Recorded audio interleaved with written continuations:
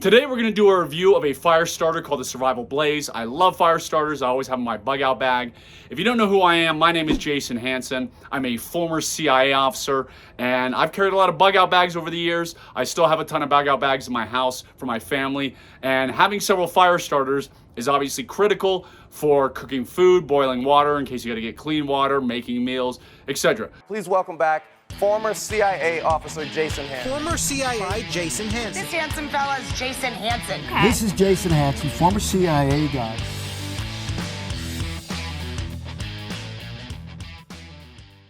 So, as I said, the fire starter that we're going to review today is the Survival Blaze. This is what it looks like here. When you unwrap it, this is what it looks like. So, in my bug out bags, I have several fire starters. One of them, right behind me here, Swedish fire still. Swedish fire still is awesome, originally developed for the Swedish military, but this is something you definitely should have. It is a spark, but you just go like that, sparks fly off, you can start your fire. So that's one method. Another method, of course, is the good old Bic lighter. I'm a huge believer in having multiple options, but also having easy options.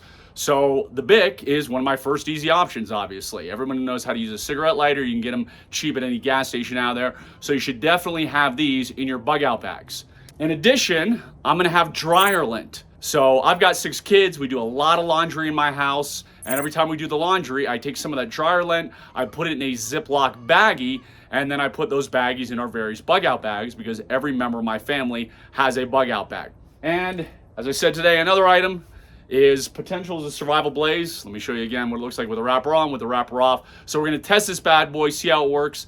Supposedly, it can last for over 4 hours. You can light up to 50 fires. It can light in wind. It can light on snow, all that kind of stuff, which is obviously a good thing, which is what you want in a fire starter, because you may not always be able to find, dry leaves, dry twigs, a ton of stuff, which is why we want to have something like this, and also why I have dryer lint, just to make it as easy as possible. Because in a crisis situation, you're going to be so stressed, you're going to be under so much pressure, you don't want to have to worry about using a bow drill to make a fire, which looks good on TV, but is incredibly difficult to do. Ask me how I know. So doing a bow drill is not something you would want to have to resort to.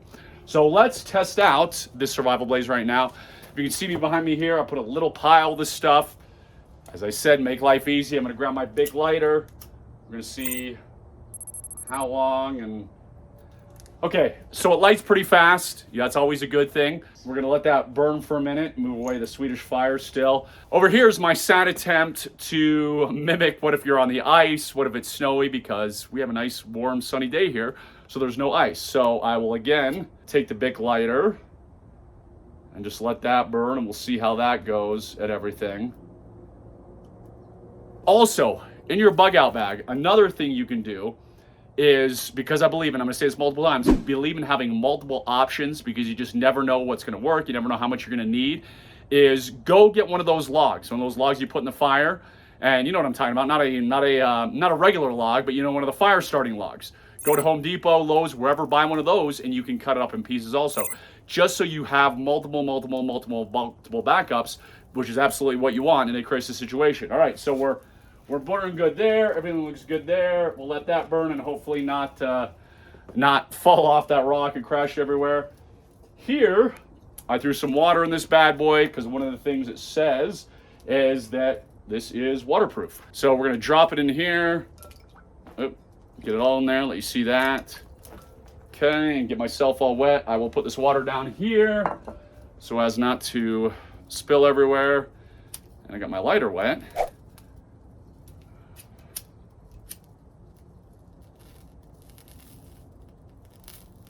All right, so there we go. It takes a few seconds to light, but still lights. You can kind of hear the noise it's making.